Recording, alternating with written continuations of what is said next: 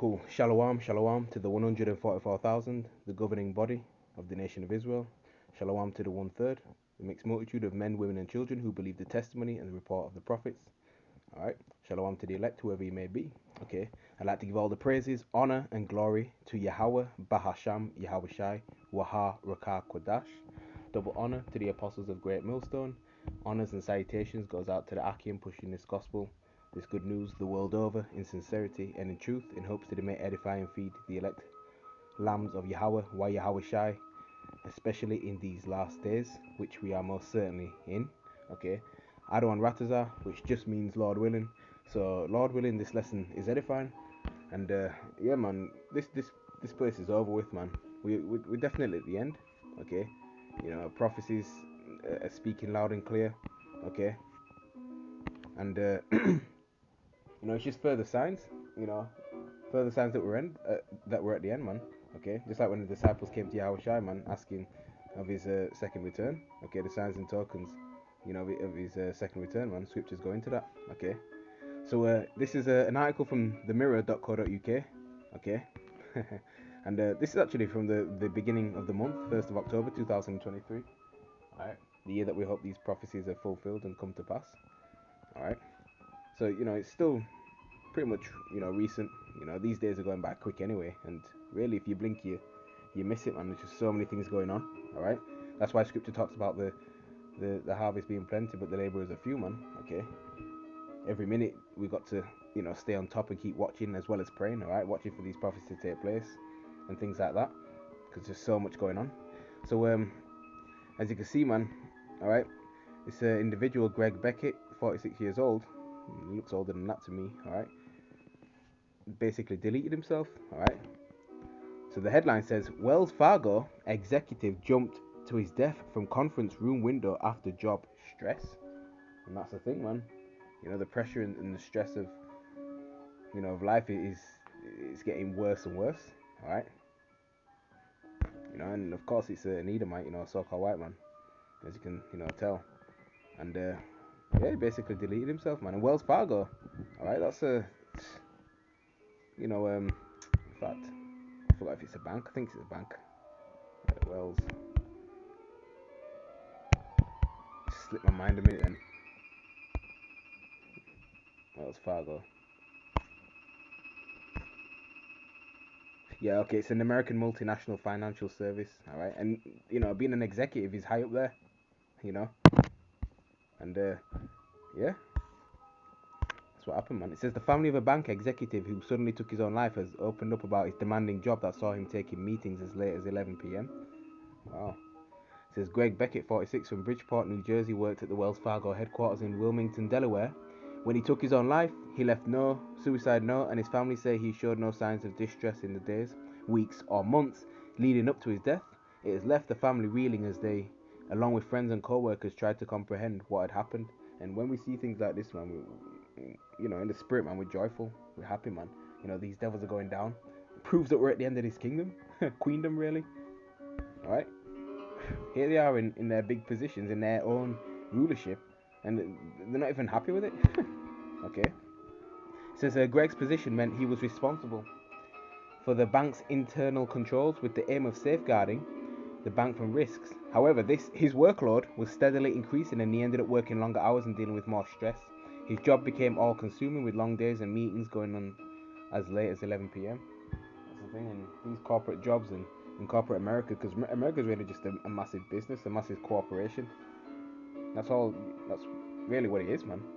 Okay, and these jobs, these 9 to 5 jobs, and you know these hours, man, it can really get to you, right? Even doing night shifts, man, and that's not healthy. That's not a healthy way to work, man. You're supposed to be resting at that time. But you know, man, you know who runs the world, man, pursuant to Job 9 and 24. So yeah, on the right he died. On the night he died, Greg suddenly stopped responding to texts and phone calls from his loved ones. His family became worried, with his brother and sister-in-law thinking he could have been involved in a car accident. They went to his office to look for his car, only to find the car parked, blocked by police. His sudden death was all the more shocking to his loved ones, as things seemed to be going well in his personal life. Right? Recently, Greg had moved in with his girlfriend, Giovanna Maraca, and her daughters. He had just spent his first Christmas with his girlfriend's family. The devoted Philadelphia Eagles fan has been to several games, enjoying the tradition of tailgating with friends before the game. He loved his pet dog and would go to huge lengths just to make people smile. And they always like to say good things about people when, they passed away, but they don't remember, you know, the folly that they get up to in their life, man. Right? Especially these Edomites. Okay. Yeah. The Most High is not at all in their thoughts, man. Alright? Some wickedness was being done behind the scenes. Alright? And things like depression, anxiety, they're all demons, man. Alright? They're all demons. A Wells Fargo spokesperson expressed the company's sadness for the loss of their colleague, noting it was hard to pinpoint the reasons behind tragedies such as Greg's death. In a statement, she said, "We're deeply saddened by the loss of our colleague. Greg was a valued member of our team. As we all know, it's virtually impossible to identify a reason when a tragedy like this occurs. There's nothing more important to all of us at Wells Fargo than our colleagues' well-being." You know, there might be more in the article, but yeah, I'll just, let's get the scriptures, man. All right, and we can pretty much shut it down from there. Okay, because we've been going through hardships. Us so-called Negroes, Latinos, Native and Seminole Indians, man, and the Israelite foreigners, speckled bird, who were the true biblical Hebrew Israelites, man. All right, remember we're at the bottom and we're suffering, man, under the curses in Deuteronomy chapter 28 to this very moment. So we've been, dealing with, the mental issues, all right, financial stress, okay, crime being rampant in our neighborhoods, all right, being first fired, last hired, things like that. All these things, these bad things you can think of, man. We've been going through it, man. All right. We suffered the worst out of all these nations. Okay.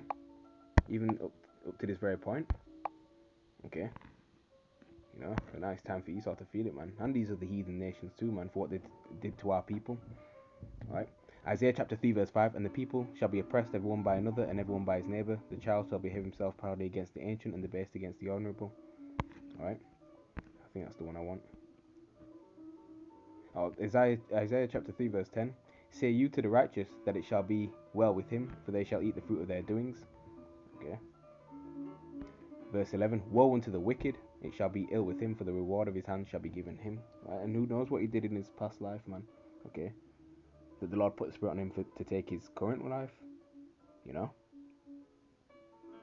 Remember, you saw wickedness, you reap the repercussions of that, man.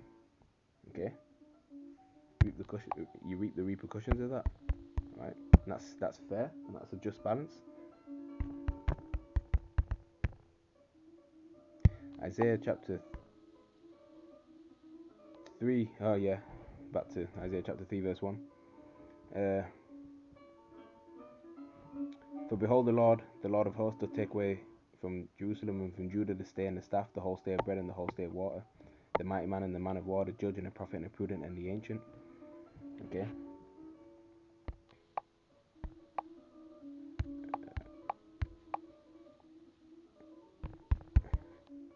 Let's get I think this is it. North Cities.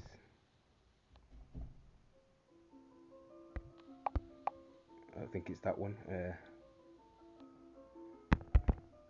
Let's get Isaiah 19 and 15. Alright. That's it. Isaiah chapter 19 verse 15. "Neither shall there be any work for Egypt," and the modern day Egypt, right? It's America, man. Okay. "Which the head or tail, branch or rush may do. Alright. In that day shall Egypt be like unto women, and it shall be afraid and fear because of the shaking of the hand of the Lord of hosts, which he shaketh over it," man. Okay. So while these jobs are getting scarce and scarce, alright, even positions within the job might be becoming more demanding, okay, because of the shift in the economy and everything basically circling the drain. All right. At the end of the day, man, okay, it all boils down to the MOTB. All right, before World War III takes place. All right, and that we know that the economy is moving to a digital one. Okay. All right. That's why people are resorting to other lines of work. They're resorting to crime, or drugs, just to try to make ends meet and things like that. Okay, and if they can't do that, then they go ahead and delete themselves. Okay.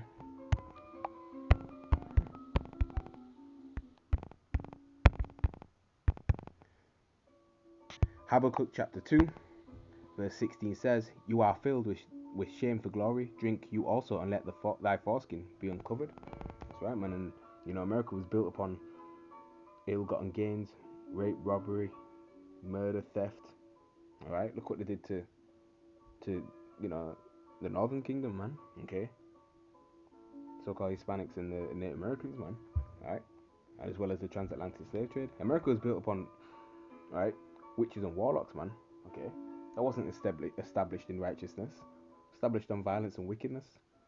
Okay, and constantly, day by day, man, through the Spirit of the Lord, man, we're uncovering the wicked deeds that America has poured out upon the world.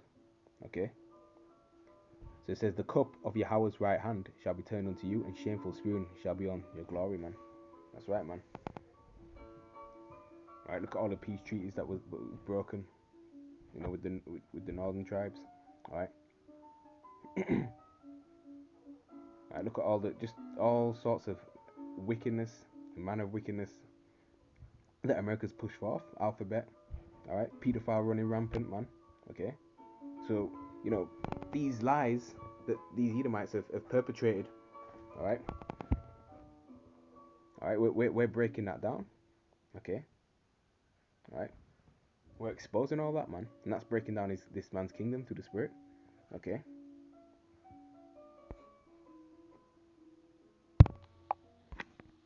Let's get Lamentations chapter 4 and verse 21. It says, "Rejoice and be glad, O daughter of Edom, that dwellest in the land of Uz. The cup also shall pass through unto thee. You shall be drunken and shall make yourself naked." That's right, man. Okay. We had to drink of that cup of, of the of the punishment. All right, the transatlantic slave trade. All right, the Lord punishing us as a people because we went against Him, we disobeyed our power. Okay, and now these now these nations are starting to feel the squeeze, man, and feel the pressure, and feel the punishment. Okay, and really you should be living it up, man, because you're never gonna rule again, Esau, Edom. All right, you should be rejoicing in your own kingdom as much as you can. All right, instead of deleting yourselves. All right, verse 22, "The punishment of thine iniquity is accomplished, O daughter of Zion." All right, and the Hebrew word for Zion is Zion. Okay, which means monument or remembrance. Okay, because the Lord remembers us as His people. All right, just like He might have a placard of, could be, an elderly person that passed away, and you put on there, "In loving memory of Deirdre Smith." All right, because it's in remembrance of her. All right, because the Lord remembers us as a people. All right, "He will no more carry thee away into captivity. He will visit thine iniquity, O daughter of Edom. He will discover thy sins." That's right, man. Okay, and this is our last captivity too. All right. So Esau, Edom, man, they're going into slavery for 1,000 years, and then they're going to be done away with. And the heathen nations are going into slavery too. All right, but they won't go extinct. But Esau will. All right. Ecclesiastes chapter 10, verse 6. "Folly is set in great dignity, and the rich sit in low place." That's right, man. And folly, which is foolishness, really, that's exalted, man. That's set in great dignity. That's what Esau's queendom is all about, man. Wickedness and filthy, vile acts. Okay. It's such a depressing, boring kingdom. Concrete everywhere, strangling the earth. All right. You got feet, dog feces everywhere and things like that, man. All right. This earth is defiled and corrupted. In the kingdom, the streets will be paved with gold, man. You'll be able to see your reflection. All right. You're gonna have rubies and sapphires and emeralds and diamonds, man. Topaz and things like that. All right. Man, and the hopeful elect, man, they're spiritually rich, right? Because we have this knowledge, this truth, this wisdom, which keeps us stable in these times, right?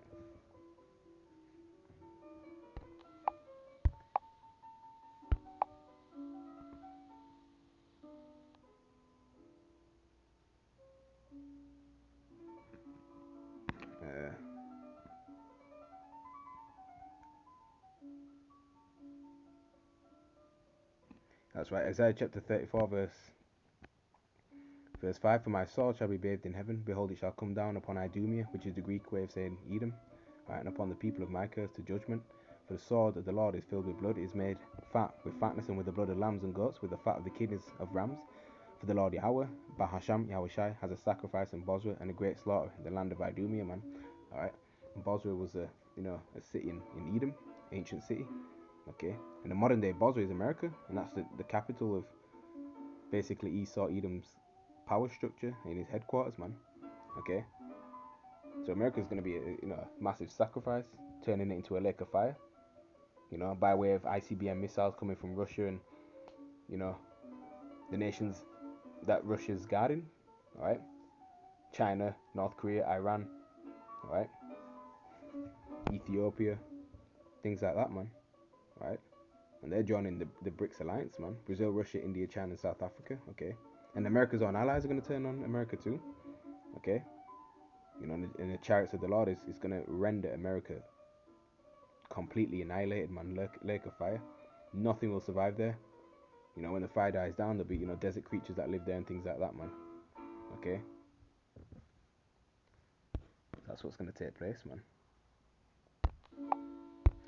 Let's get Deuteronomy chapter 30, verse 7.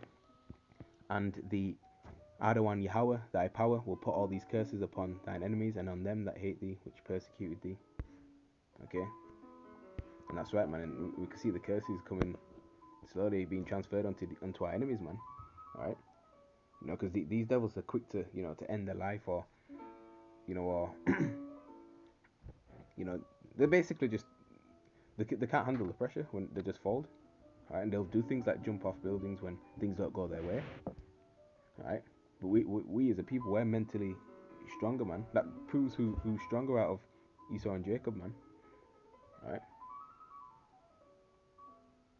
Now, albeit we do have suicides within our as a statistics with our nation and things like that. But overall, man, these devils, they're not built to prepare for pressures and things like that and hard times. All right.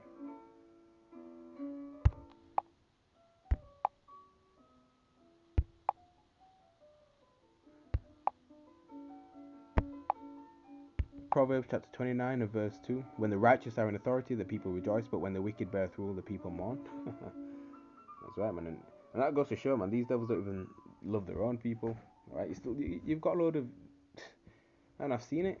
Even when I got into the city, man, over here in the UK, man, you got a load of Edomites that just bugged out and gone, homeless and things like that, man. All right, that's why there's so many protests. It's just wickedness rampant, man. People are against one another. All right, there's famines and pestilences everywhere, wars. Okay, you turn on the news, man. That tells you everything, man.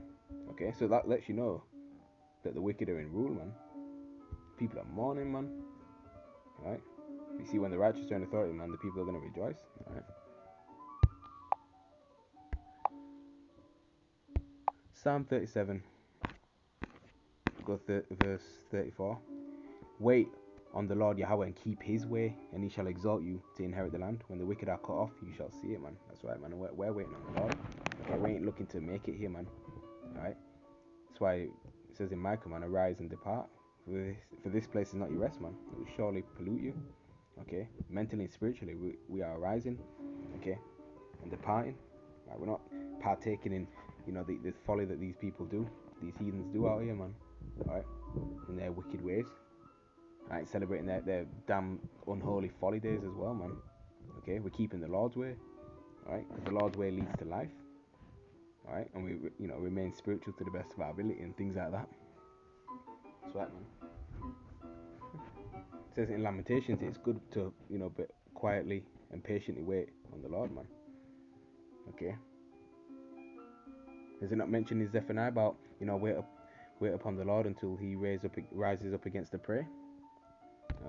Wait on me. I think it's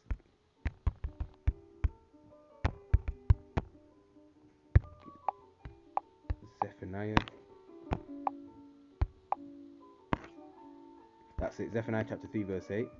Therefore wait you upon me, saith the Adawan Yahweh, until the day that I rise up to the prey, for my determination is to gather the nations, that I may assemble the kingdoms, to pour upon them mine indignation, meaning his righteous anger, even on my fierce anger, for all the earth shall be devoured with the fire of my jealousy. That's right, man. The Lord is coming with fire, with his chariots like a whirlwind, right, to render his fury with fire. Okay, man.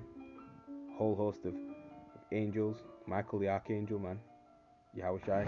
Alright, it's gonna be a day like no other, man. Day of darkness and thick clouds. Okay,